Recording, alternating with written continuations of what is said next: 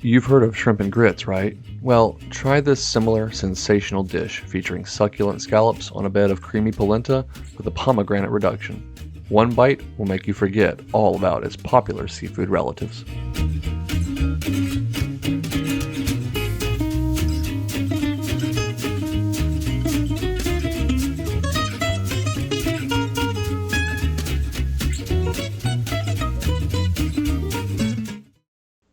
Alright, we'll begin by making our polenta, which will involve 4 cups of chicken stock into a pot over medium heat.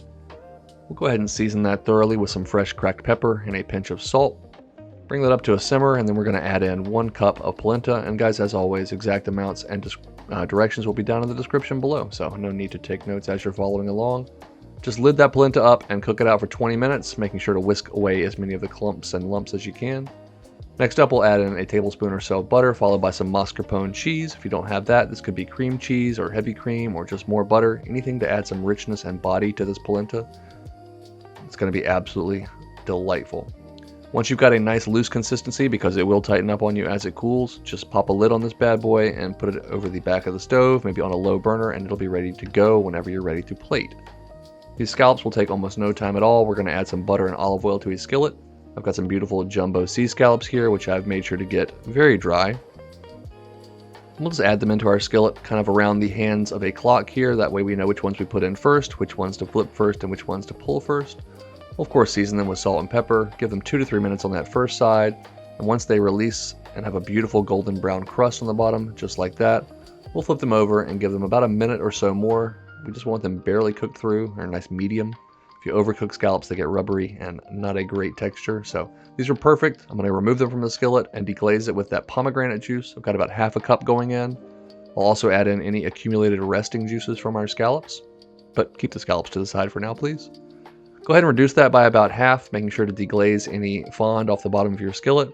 Optionally here at the end, you could toss in a tablespoon or so of butter for richness and sheen. Once it's reduced by about half, just turn off the heat and you're ready to plate. I'm going to use a ladle and put down a nice big ladle full of this polenta. Top that with 5 or 6 of these perfectly seared, beautiful scallops. And then for garnish, I'm just going to drizzle that pomegranate reduction right over the top. It's not super thick, but it has a great flavor. It's sweet and tangy and has some umami flavor notes from all the fond that we picked up in the skillet. Can't help but hit this with a little bit of green. That's just a little bit of parsley going down, but any fresh herbs would be absolutely delightful on this. That polenta is creamy and just amazing texture. This is a great dish for the spring or even the fall because it perfectly bridges a satisfying bite of something warm and comforting with a lighter finish. Oh man, I absolutely adore any kind of seafood and pasta or seafood and grain dish. It's a perfect balance of light and hearty. These scallops are beautifully cooked, and that pomegranate reduction just has the perfect amount of acidity to cut through the richness of that polenta. Guys, I highly recommend you give this a try. If you like shrimp and grits, I know you're going to be a fan of the scallops and polenta.